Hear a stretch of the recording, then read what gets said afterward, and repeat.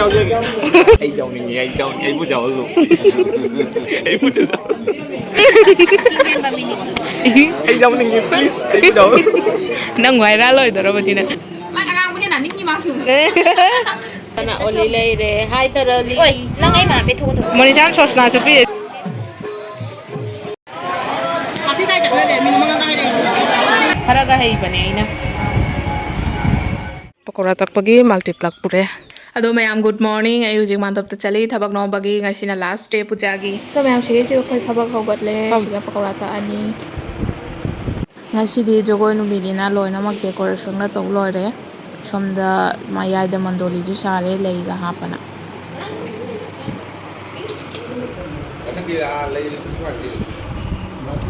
Mayam pakora ta pa.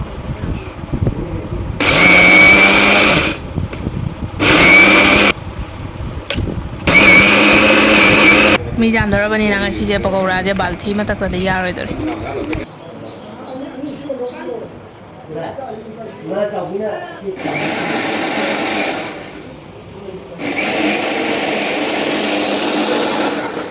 Tan jiju chani na tak ta ya roi. Nasi aloiba numit na sige sige ibok cha ma thang ngai ta na kapi at kai di sige sige baroda jaiga su to dori.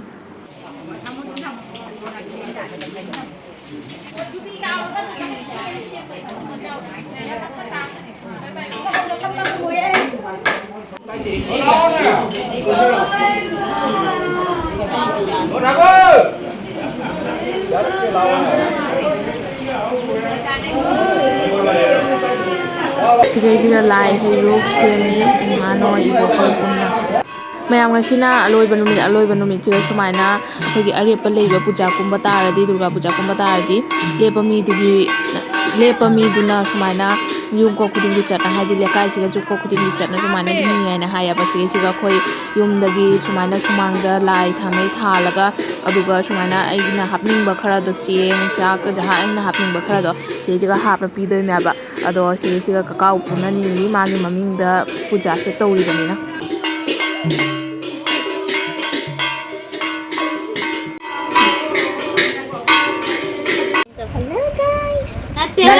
Nang kay tawri mo? Jenge? Kay gina mendi tayo ito? Nasi অনুষ্ঠান Jagoron nagitaro mi atay suhan na dugay di mang chingbe gi manakta jam leire Makok chingbi ayo makok chingbi oh nama sangi phone la phone ni ne poloi map lo ba la no wa de kay gina tayo ito? Jagoi sa ba gi haranum ya haranum kya ba dita Somda na oli leire hai tara li ôi nó ngay mà bị thu thu Asi ko dai diri hai Kut ka chuna lore moi te bahut na to hom side le chuna lore loi de bo kana da hai da moi se dau de se je lo se jam nuk sine ba ngam ka je le du Tapi saja apa lagi iki kaido dengo du si te dengo na ide bo ai pe ba chuali ne si kauri ne phar phar hai lai re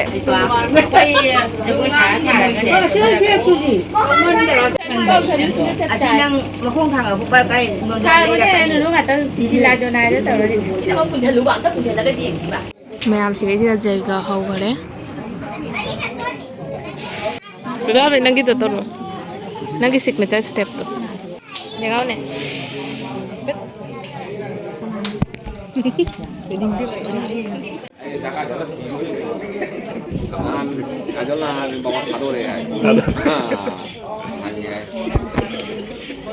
Ai chồng này ai chồng ai bố chồng luôn ai bố chồng polo ga blouse ka map lo na sige sige semi si makok sing bi ge ro si je si nang giro si ju nang giro radha sabi ki polo je kya nu si ra mare pitru pi ana Yam phajai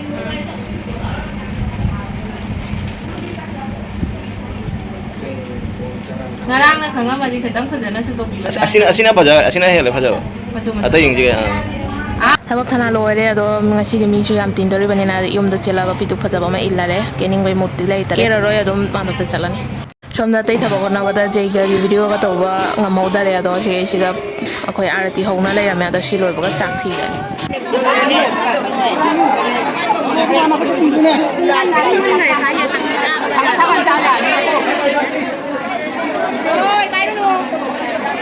Ado mayam ngasi puja gi last day ni na mi phajana tille baro gi chakcha video de amta nam hodre adu gi makhada sanda gi amuka thorang to khale sanda gi nung dhang gi chana be amuka thorang to khale siga hingjang na pi sem na hawai cham na loina mak thamame kaina dia khoju lotion batai na aduna baro gi chak tok ba si hana jang na tawre nonda seba tawri se tawre be ma nangi jogoi da paisa phangak pasing do 50-50 jena ga da me aiding am zaro ai jin mai pe ma loire maharani dei hele tawrisi mako che phajana ba mendi ei radhar sabi makok chingbi aduga khomdong ge poloi se laire do me amasi siga oja singsu laire khoi che chakpo oja pungjei bo oja laire moi loina makok chingbi gi jumda che siga horen kai kai changa da ba sing do khoi oja singa tai si sumain tawdoi ni khottoi na na jenge na mako jenge mukho sumain tawro jenge samda muk samda mayam nungsit kanna sitli khangden ong nungsit to deba kai na jogoi horen ni sa da samai sam jeng jenge kauri siga khoi no ke ba hogatle kai na de huji kopi bujon to doi ba kopi bujon to ba loi raga amuka poloi se laga doi makha jogoi sa doi ni ado time do khatang kuina phangna ba gi haina se ke khat ba hore mamai nami to hui tawrana lai no nami to khumjan lai khwa ai di me wa ngang ga nu khumjan lai khwa khara ga hei bane aina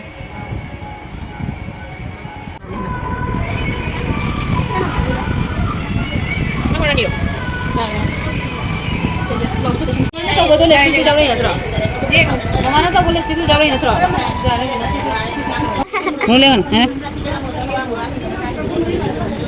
du lengan jogo gi so maron ma ke ma koi ga chome koi no no che sonda maron ma abdang mamai ga to tei thau ne abdang abdang mang da to gi doi chare ha jana le ni tau ru ma ke ba ko ba de to biuran to lei jani ma sumai da ke roi cepa na ku tai ji to aji tai ji to glass tai khara chautak na mu moi si de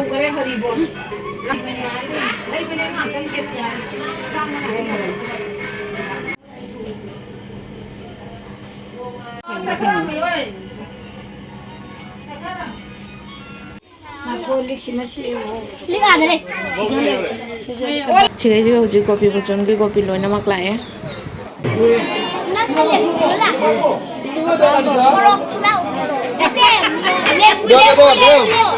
somda phajai ni ngang se wow hello mayam ngasidi hai bote chanu kari kaino aha chakino nai ko chakino hai gopi mayam hai kutmian meeting ba hogana re akhoi ji gopi bujon gi tamak tala i ba ado sigai gopi bujon to raga mayam chana ra doi maka ke ba hograni ado ke ba budya yam badum hogotle ado poloi set pakot kama ma tawrani aduga adugai maka pung ba khun gi ni pamasa sing sit lai le haune khona bangkor man lai re ai jam ning please ai do nang wai ra loi doro batina siga meeting ba hogre do siga gopi bujon gi chalu thare gopi meya adu krishna ju punna chabi na toina ba siga meya ja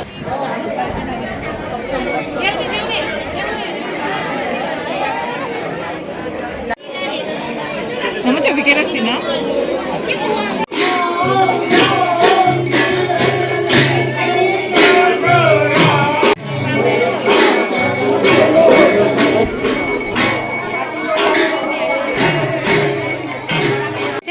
không này đâu ui Manisha how po thăm năm trở lại rồi ơi Krishna Krishna đi nó đi mà lên 하우버. 마블리 마블.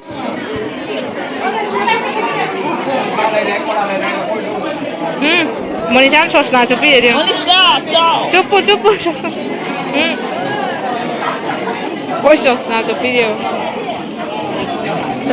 소스나 좁히지. ôi xin lại mang đồ rồi con cho tôi chạy rồi cái tăng học một ngày chung đây đi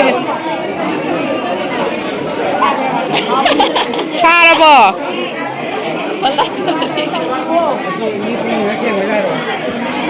tan đồ chặt thôi nó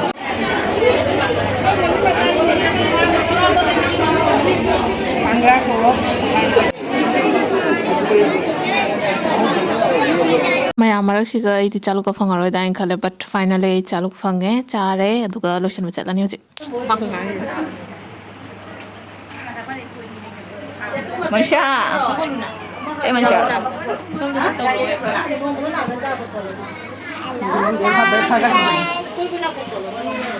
Haji maya akhoi gi mansagi kana se piri poloi se pibai ready hoinari so haji stina lebisanagi full makeup done hoelo but ekhon Ini namanya Alta Tebiri. Ini Alta apa Tebiri? Mana kau jumpa Tebiri? Tebiri. Ngang mana? Mak aku lagi. Jadi nak ceng.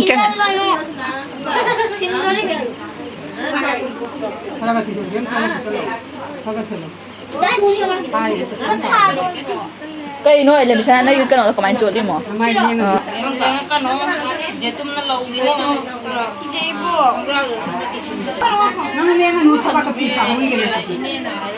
Hồi đến đi phố chân rồi đi chỉnh đốt ra rồi ở đây căng gì. Liang kan liang đi thìn rồi mình. Ra đây, Ami. Ai lo chalo ai bo? Ai lo chalo cái này.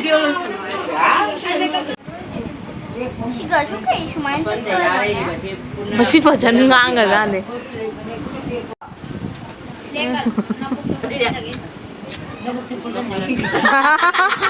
Kalau pajan lo chau man người mai mau. Siga ju gopi amaga keri si gopi mamingna bhapna.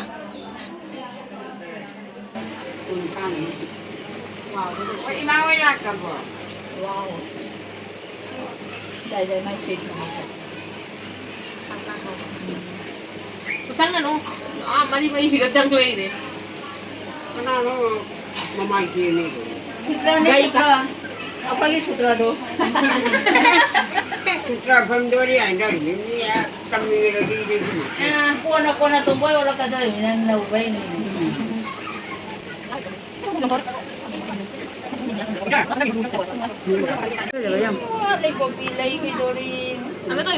Mazari, na wala lipstick tayo.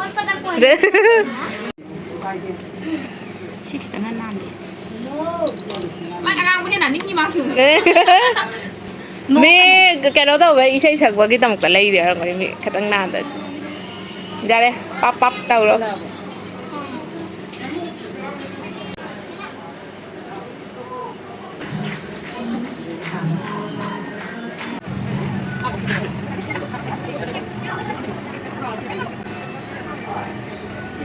sang tắc mi kia đi je sutra Bombay nya to do lagi ka purana ya nuksiwa na mani bek masa to sana sabi yun naman ay no ni No kanu. Ay sama to yung kasi ni jaga da. Jani Ba to ra ba? Ha? Wow. Jenge hazare Lên lòng có tổng quân của tôi là cọp.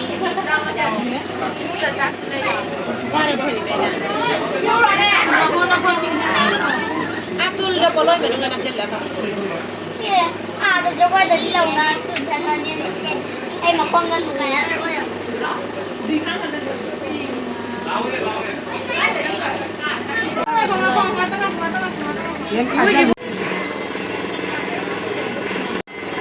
Mapiga tayo mamaya. Mana hai mane. Mabukili yan.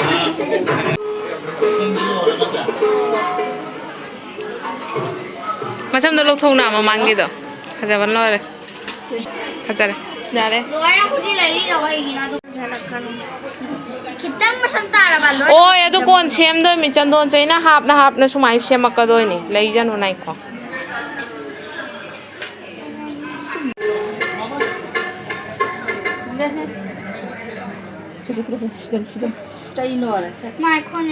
Nang lên cái nào đây? ꯌꯥꯔꯦ ꯑꯩꯈꯣꯏ Manisha ready ꯑꯣꯏꯅ ꯂꯣꯏꯔꯦ ꯐꯖꯕꯅ ꯂꯣꯏꯔꯦ ꯃꯌꯥꯝ ꯖꯒꯣꯏ ꯍꯧꯈ꯭ꯔꯦ ꯑꯩꯈꯣꯏ ꯀꯦꯅꯁꯨ ꯂꯣꯏꯔꯦ ꯑꯗꯨꯝ ꯍꯔꯥꯎꯔꯥꯅꯤ ꯀꯦꯔꯛꯏꯁꯦ ꯑꯗꯣ ꯃꯌꯥꯝ ꯑꯥꯗ ꯌꯧꯔꯒ ꯐꯪꯅꯔꯁꯦ ꯑꯩꯈꯣꯏ ꯃꯀꯣꯛ ꯆꯤꯡꯕꯤ ꯕ꯭ꯔꯤꯟꯗꯥ ꯁꯥꯕꯤ ꯑꯩꯈꯣꯏ ꯅꯣꯅꯣ ꯂꯦꯝꯕꯤ ꯁꯅꯥ ꯆꯅꯨ ꯂꯥꯛꯑꯦ ꯅꯪ ꯂꯥꯏꯇꯔ ꯊꯤꯔꯝꯕꯗꯣ ꯐꯪꯉꯕꯣ ꯁꯤꯅ ꯆꯟꯗ꯭ꯔꯥꯕꯂꯤ ꯁꯥꯕꯤ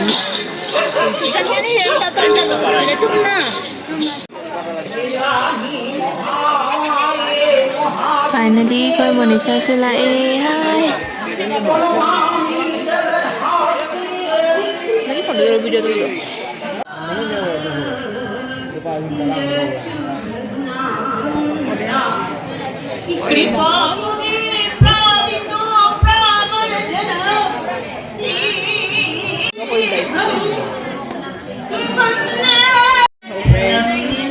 Guys, say hello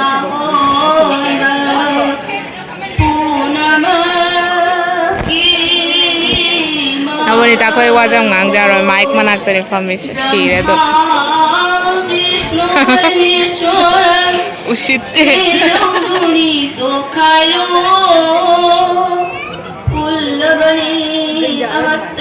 akhoi nenen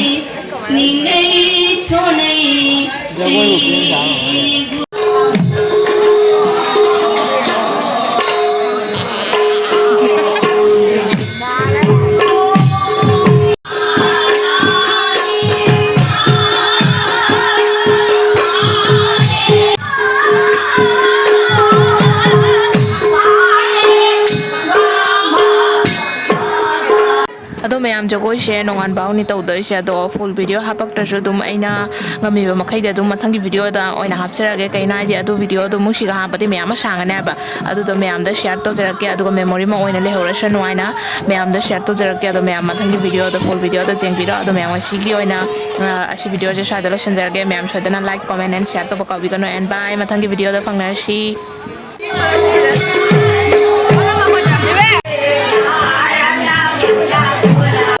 ꯃꯌꯥꯝ ꯅꯣꯡꯉꯥꯟꯗꯣꯔꯦ ꯖꯒꯣꯏꯁꯨ ꯂꯣꯏꯗꯣꯔꯦ ꯄꯨꯡꯂꯩꯕ ꯃꯤ ꯏꯪꯉꯦ ꯍꯥꯏꯌꯦ ꯑꯌꯨꯛ ꯀꯩꯅꯣꯝꯇꯪꯉꯦ ꯄꯨꯡꯂꯩꯕ ꯃꯤ ꯅꯉꯣꯟꯗꯩꯗꯤ ꯑꯣꯖꯥ ꯍꯦꯟꯅ ꯀꯜꯂꯦ ꯇꯧꯔꯤꯁꯦ ꯑꯣꯖꯥꯅ ꯃꯁꯥ ꯐꯔꯦ